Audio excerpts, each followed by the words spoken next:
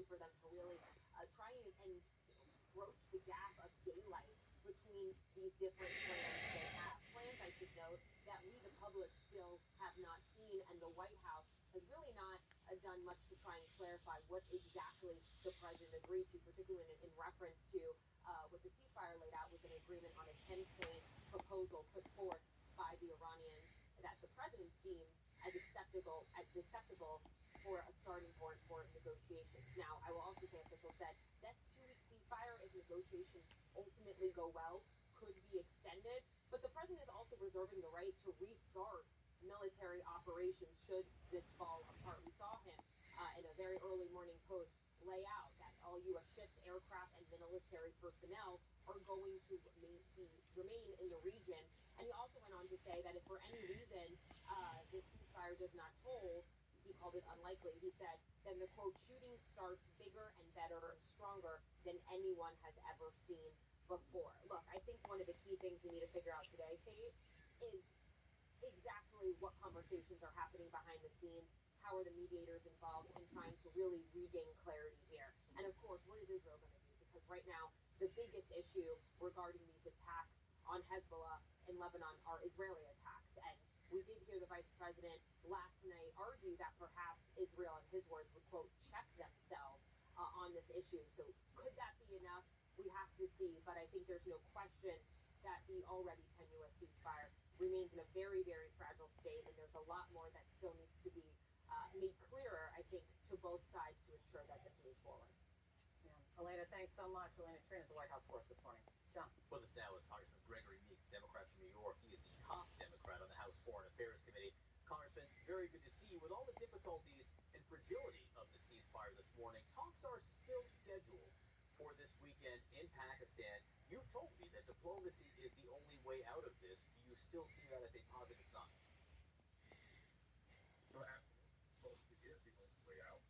My concern is, of course, it does appear that because of the way Donald Trump has started this illegal war of choice, that we are behind the scenes because we don't know anything anymore. We can't trust him on this.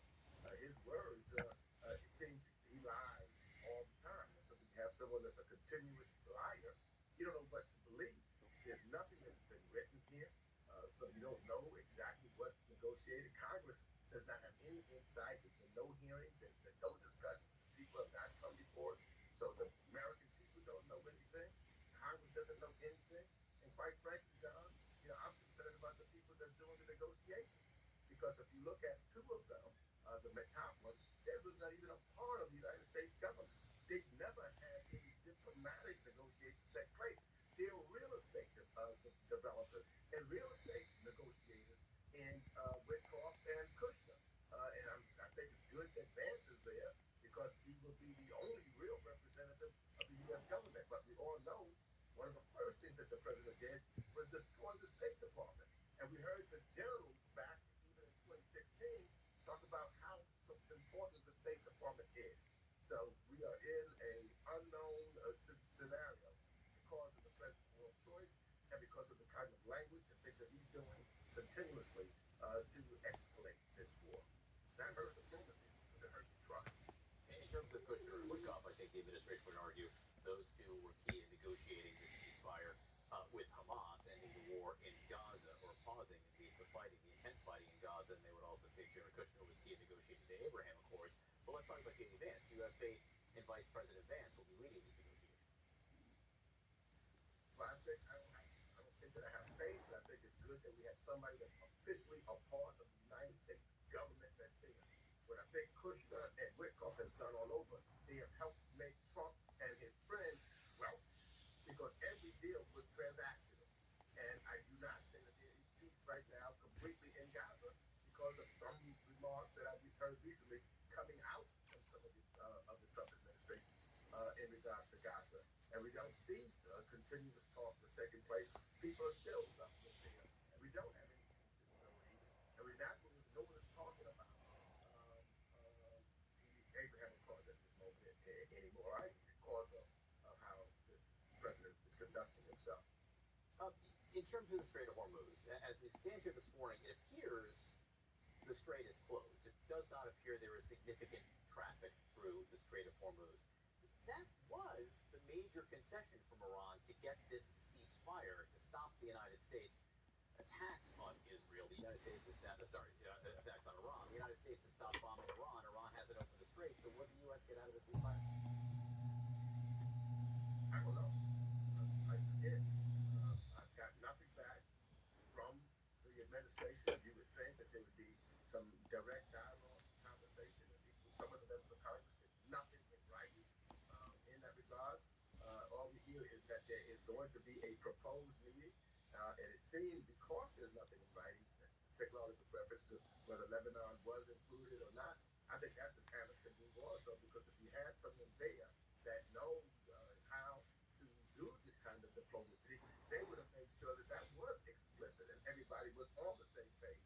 And you can't do these things in a matter of hours or days or weeks. It takes time to sit down and to make sure that you have it under complete understanding. So the way that this administration is trying to handle very, very sensitive and diplomatic relations where there's lack of trust from both sides is, to me, an admirable. So you reposted on social media a post from the House, the Foreign Affairs Committee, which you are the ranking member from the Committee Democrats. Again, you lead the Committee Democrats. You reposted, Trump has gone from threatening war crimes to talk about wiping out an entire civilization. This is based on the president's post the other morning. This is dangerous, reckless. It shows a president out of his depth. Trump's increasingly showing he's unfit for office, and those defending this war of choice are complicit. Now, there are Democrats who have called for either impeachment or trying to invoke the 25th Amendment. How do you feel about those efforts? Do you support those efforts? Well, here's what I feel. I feel that Donald Trump is trying to bankrupt America right now. When you talk about the cost of his war of choice, it's already cost the American people over $25, $30 billion, costing us $1 billion a day. You look at what he's done with reference to tariffs and other things, and the cost of living, and how he's asking now for another $200 billion, might be reducing that sum. I think he's taken America down the path, and he's taken several of his businesses. So Previously, I know him in New York, he bankrupted them. So is he incompetent as president? Yes, he's an incompetent president. So yes or no, is it worth the effort to either impeach him or invoke the 25th Amendment? Look, I don't think, if I'm going to be honest with you, John, and I will, you got to be able to count in this business. Whether he's competent, I can talk on that. But to do those things, you have to have the vote. And when I see that you have a Republican who won't even have hearings in regards to oversight, so there's no oversight by Republicans, and they control the House, they control the Senate and the presidency. So realistically, I don't have the time. I'm worried about the country's economy, the American people, and that's where my emphasis are going to be where they're going to be moving forward.